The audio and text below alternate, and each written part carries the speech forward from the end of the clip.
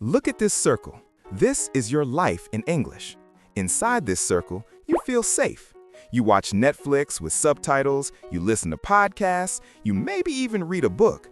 But the moment someone asks you a direct question in real life, your heart hammers against your ribs, your throat tightens, your brain, which usually knows thousands of words, suddenly becomes an empty room.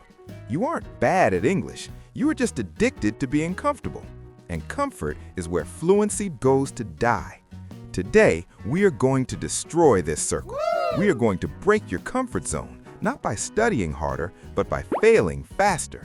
If you stay until the end of this video, you won't just know more English, you will have the psychological tools to actually speak it. Why are you stuck? Most students think the answer is more grammar, so they buy another book, they watch another 100 phrasal verbs video. They're addicted to input. Input feels good because it's passive, it's safe, but speaking is output. You can watch 1,000 hours of people swimming, but the moment you jump in the ocean, you're gonna sink if you haven't moved your arms. Your brain has two modes, library mode and battle mode. You've spent 5 years in the library. It's time to go to the front lines. You need to stop being a student and start being an athlete. Athletes don't just read the playbook, they sweat. Here's the first shift you need to make.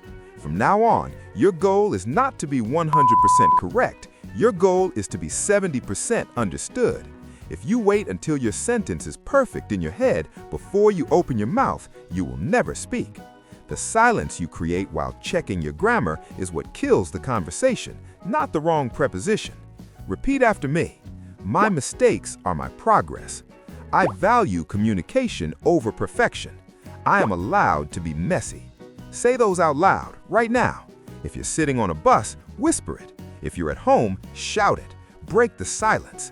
That is the first crack in your comfort zone. We're starting now. No more watching, we're doing. I want you to think of a topic you hate. Maybe it's traffic, maybe it's cold coffee, maybe it's your boss. I'm going to start a timer for 60 seconds. You must speak for the entire 60 seconds. You cannot stop. If you don't know a word, say thingy or blah blah and keep going. Do not stop to think. Ready? Go. Keep going. Don't worry about the tense, just get the frustration out. Stop. How did that feel?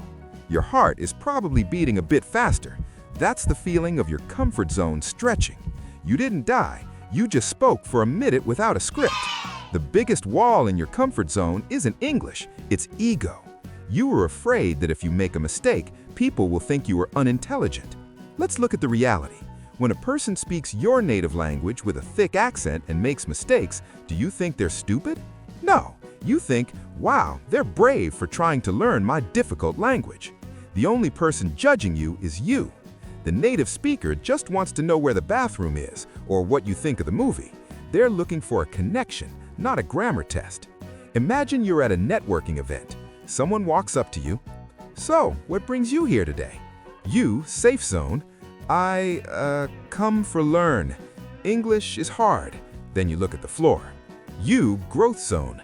Honestly, I'm here to practice. I'm a bit nervous, but I'm trying to meet new people. What about you? See the difference? The growth zone version acknowledges the discomfort. It uses the discomfort as a bridge. To break the comfort zone, we need to train your mouth to move faster than your brain can worry. This is shadowing, but with a twist. I'm going to say a complex sentence. I want you to repeat it immediately, mimicking my exact rhythm and emotion. Don't think about the meaning, just the sound. Line 1. I've been procrastinating on this for way too long, honestly. Line 2. If I don't step up now, I'm never going to reach my goals. Line 3. It's not about being perfect, it's about being present. Your comfort zone lives in the predictable. To break it, we must introduce chaos. What if you're at a restaurant and they bring you the wrong food? Most learners just eat the wrong food because they're too scared to complain. Repeat after me. Excuse me, I think there's been a mistake. I actually ordered the salad, not the soup. Would it be possible to change this? Imagine the waiter is grumpy. Imagine he's in a rush. Practice saying those lines with a smile and a firm voice. You are practicing the vibe of a fluent speaker. Stop translating. I know, easier said than done, but here's the trick. Use anchor phrases. When you translate, you go idea in native language, to dictionary search, to grammar check, to spoken English. That takes 5 seconds. The conversation is over. Anchor phrases are pre-built blocks. To be honest, that's an interesting point. I've never thought about it that way, but while you're saying these anchor phrases, your brain is buying time to build the rest of the sentence. It's a cheat code for fluency. I will give you a question. You must start your answer with an anchor phrase. Question: do you think AI will replace teachers? Start with, that's a tough one, but I reckon. Speak for 30 seconds. Question: what's the best trip you've ever taken? Start with, off the top of my head, I'd have to say. Speak for 30 seconds. Let's talk about the wall. You're at a party, everyone is speaking English, you're standing in the corner holding a drink. You want to join the circle, but you feel like an imposter. This is the identity gap. You see yourself as an English learner, which is a low-status position. You feel like a child. We need to shift your identity to global communicator. A global communicator uses whatever tools they have, gestures, simple words, facial expressions, to get the point across. In a group, you often can't find a gap to speak. You have to break into the conversation. Speaker A: and then we went to the beach.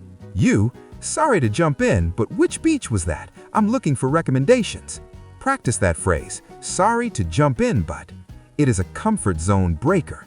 It is an assertive move. When you feel that cringe feeling after making a mistake, that is actually your brain rewiring itself. Neuroplasticity happens most intensely when we make errors and recognize them. If you never make a mistake, your brain is on cruise control. You aren't learning, you're just recycling. Embrace the cringe. The cringe is the sound of your brain growing.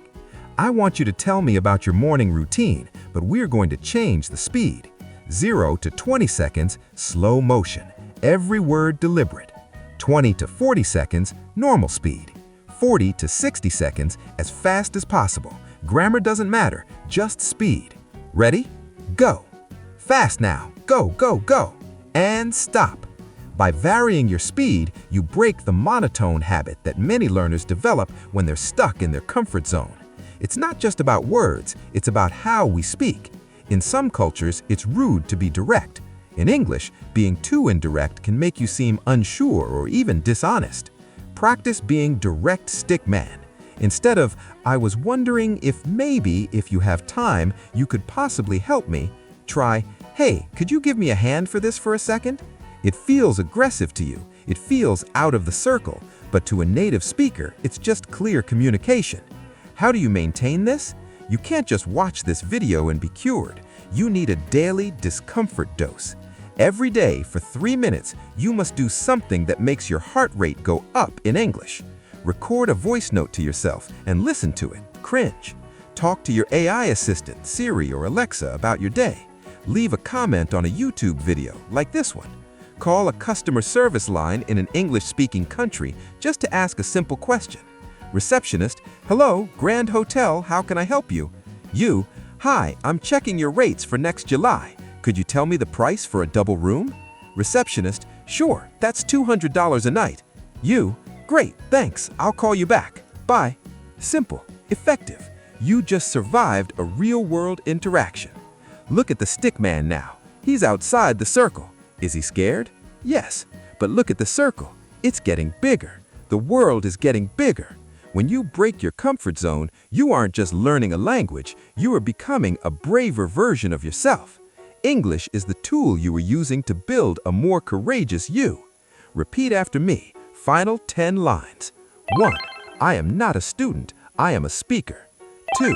My accent is a sign of my bravery. 3. I don't need to be perfect to be heard. 4. Every mistake is a step towards fluency. 5.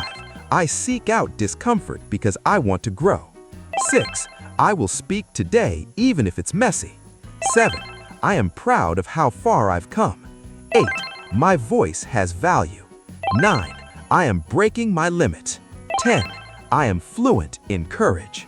Your challenge for the next 24 hours, find one safe thing you do in English, like reading with a dictionary, and do it the dangerous way. Read without the dictionary and guess the meaning. Then write one sentence in the comments about how it felt. You've got this. The circle is gone. Welcome to the world.